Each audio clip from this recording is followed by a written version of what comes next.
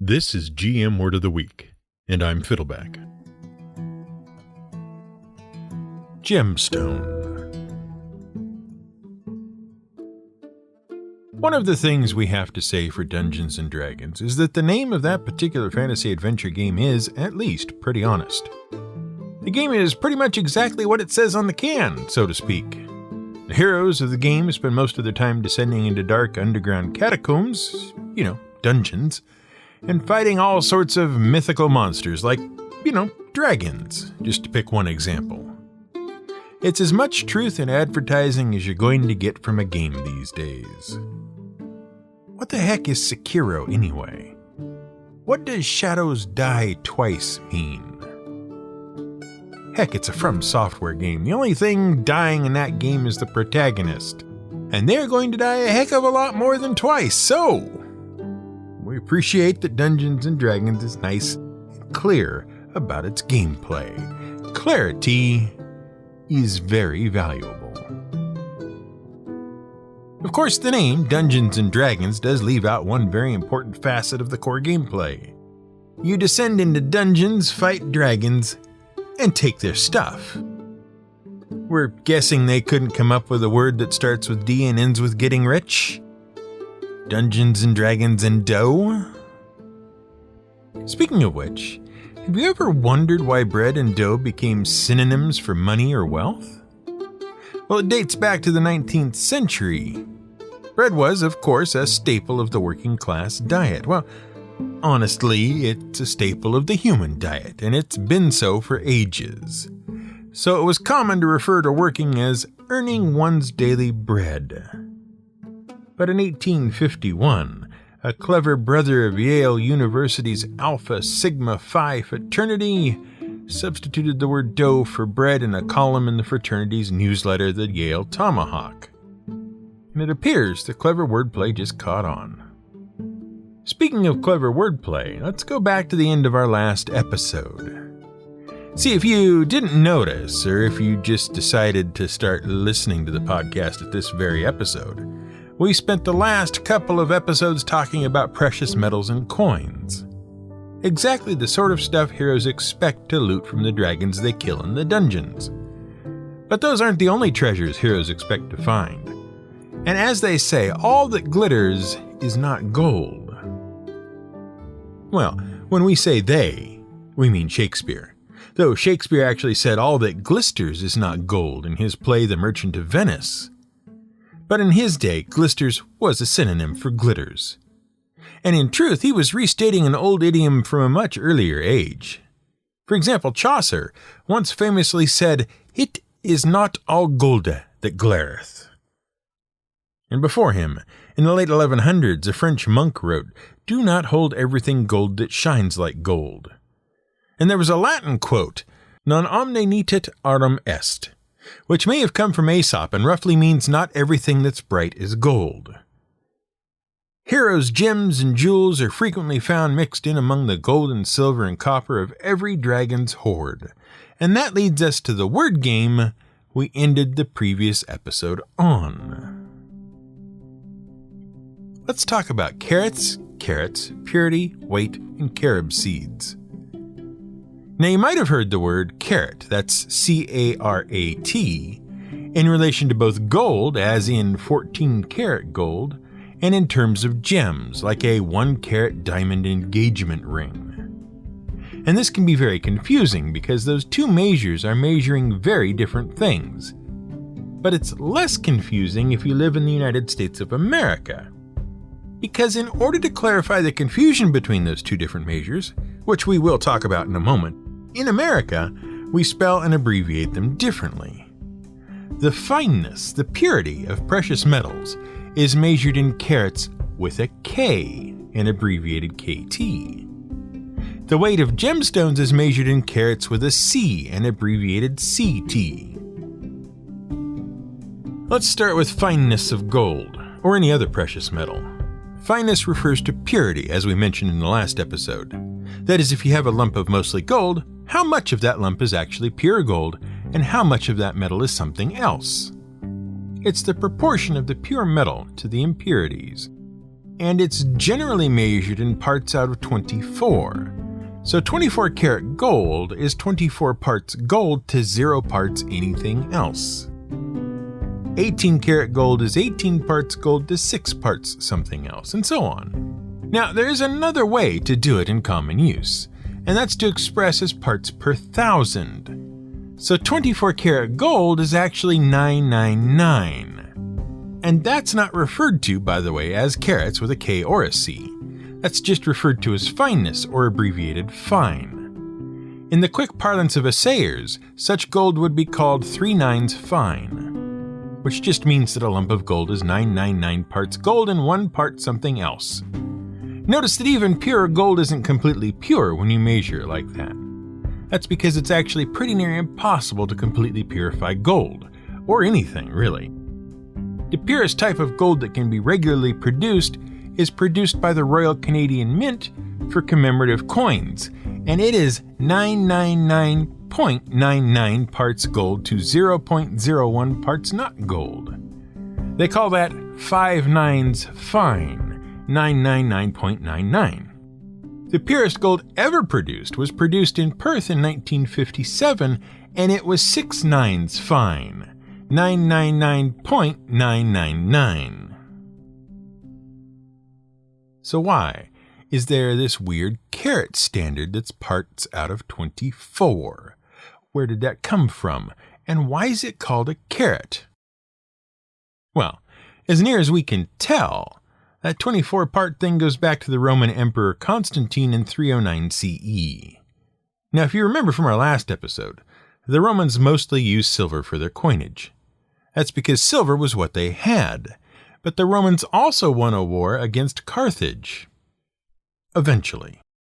We've talked about that before.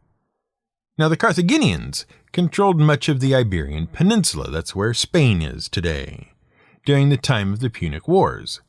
Those wars were named because the Carthaginians were actually Phoenicians or Punes that had decided they were a big enough colony to start their own colonies and became their own thing. But after the Second Punic War, the Carthaginians were eventually forced to abandon Iberia, or Hispania as it was called. And what did the Romans find when they moved in? Well, they found that Hispania had lots of silver and gold mines. So it was in 309 CE that the Emperor Constantine started minting a new coin, the golden solidus. Now, this gold coin weighed about 1/75th of a Roman pound, which made it 24 times as heavy as the standard silver coin in Rome at the time, the Roman siliqua. So it was 24 not gold coins to match the weight of one gold coin. And you can see where this goes. But why was that called a carat? Well, because at the time, assayers and money changers and merchants needed a simple way to measure small weights. A silver coin weighed, after all, about 1/17,728th of a pound. Weighing that against a pound was kind of pointless. They needed a small, standard something they could use to balance the scale for small measures of weight. And they used the seeds of the carob plant, Courtonia siliqua. Yeah, notice how the taxonomic name of the plant has siliqua in it? That's why. And actually, it was the Greeks who called it a keration. The Romans called it a siliqua. But as often happened, the Roman method caught on, but with the Greek name. So that's why gold's fineness is measured in carats, and why carats are parts out of 24. And that's also why gems are measured in carats, because as you might have noticed, carats are actually a unit of weight. And that's true even with fineness. When we say gold is 18 carats, we mean if you weigh a lump of gold, divided that weight by 24, and then multiply by 18, you'll get the weight of the gold in the lump. So it's parts out of 24 by mass. That's how the cool kids say it anyway. Now weight, or carat weight, is also used to measure the mass of gemstones. But in this case, it's a more absolute measure. It's not a measure of purity, it's actually just the weight of the stone. A carat is 1/5 of a gram, and gemstones are measured to the nearest hundredth of a carat. So you could have a gemstone that was a 0.10 carat stone. In grams, that would work out to be about 0.02 grams. But gem cutters and jewelers refer to fractions of a carat as points. So, that 0.10 carat stone is also called a 10-point stone. Carat weight is one of the so-called 4 C's of gemstones. It's one of the 4 qualities that modern jewelers use to set the value of a gemstone. But believe it or not, it's not the most important of the 4 C's. So let's run through those 4 C's quickly. You know carat weight now. That's just the mass of the stone. And note, it is mass, weight, and not size. Some gems are heavier than others. It varies by type. There's also color. Now every gem has a preferred color. It's based on the type of gem that it is. But depending on how pure the gem is and the presence of impurities, the color can vary a little. And every type of gem has a preferred range of colors which encompass 3 different qualities. First is the hue. That's what the color actually looks like. Red, blue, green, yellow. That's hue. Then there's the tone, the lightness or darkness of the color. And then there's the saturation, which means how close the stone is to a pure example of the same hue. That is, how red is it compared to pure red? That's color. There's also the cut of the stone. Gemstones can be cut, polished, and shaped in all sorts of different ways. You can have smooth, round, or oval stones, or you can have those neat multifaceted cuts like baguette cuts and cushion cuts and pear cuts and trillion cuts and on and on and on. The cut reveals and enhances the natural beauty of the stone. Finally, there's clarity. Clarity sounds like it refers to clearness, right? But it actually refers to the gem being free of what they call clarity characteristics. That is, a gem with a high clarity has few or no visible imperfections. Now, the imperfections run in 2 different types: inclusions, which are imperfections inside the gem, and blemishes, which are imperfections on the surface of the gem. But the overall transparency of the gemstone is actually also a factor in clarity. Now, every gem has its own particular characteristics, and each gem is sought after to a different degree for different qualities. Rubies are very rare, so they are very valuable compared to topaz. But once you get past that, it's the 4 C's that are used to determine how valuable one ruby is compared to another, or one topaz compared to another. And the single most important C on that list is, surprisingly, color. The brightest, purest colors get the highest prices. So that's how you value a gemstone. But what is a gemstone? Well, that's a tricky question. I mean, we can all name different gemstones: diamonds, rubies, sapphires, topaz, moonstone, bloodstone, jade, amber, pearl, and on and on and on. Fantasy role-playing games are full of lists of different types of gems for the heroes to discover, along with their values in the fantasy economy of the system. But it's actually surprisingly difficult to define gemstones generally. For example, one common definition used by many international groups defines them as minerals that have been chosen for their beauty and durability, then cut and polished for use as human adornment. Fine and dandy. But even our short list of gems included a few entries that don't fit that definition. And they are some of the oldest gemstones that anyone has ever valued on Earth. Take, for example, amber. Amber is a lightweight, smooth, yellow or yellow-orange gemstone. It's easy to work, easy to polish, and quite pretty. But also not a mineral. It's not a rock. If you read Michael Crichton's Jurassic Park or saw the movie, the original movie, the good one, you know amber is actually fossilized tree sap. It's the blood of an ancient tree hardened into a rock-like durability by passage of geological ages. Another example is the pearl. That's a milky, opaque, opalescent gemstone that is found inside certain shelled mollusks or other animals, oysters, for example. Basically, what happens is that a piece of grit gets trapped inside the soft body of the mollusk and begins to irritate the thing. The mollusk secretes calcium carbonate to seal off the irritant to prevent it from damaging its soft tissue. It's basically what the human immune system does when it secretes mucus to wash away foreign bodies like pollen. Pearls are basically hardened oyster snot, which also means they are organic, not mineral. Though you could also argue that the mollusk's calcium carbonate is a mineral. It's just deposited by an organic process. But that's just a further impediment to clarity. In point of fact, you can find a gemstone to break each and every part of that definition. Opals aren't durable, they are delicate. Uncut and unpolished gemstones are valued in some cases, and many gems aren't worn as human adornment at all. They're collected and displayed as treasures all their own. There actually isn't one definition of a gemstone, not a good one anyway. The science of gemology, as it's called, is actually fairly new, having only been attested starting in the 1930s, and is fairly unscientific. But the actual practice of collecting gems goes back a long way. And it starts with finding pretty rocks and breaking them.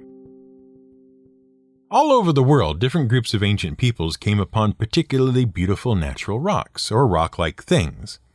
The first gemstones, which were being gathered by ancient people several thousand years before the Common Era, the first gemstones were the ones that were easy to find and easy to shape: amber, turquoise, coral, lapis lazuli, and malachite.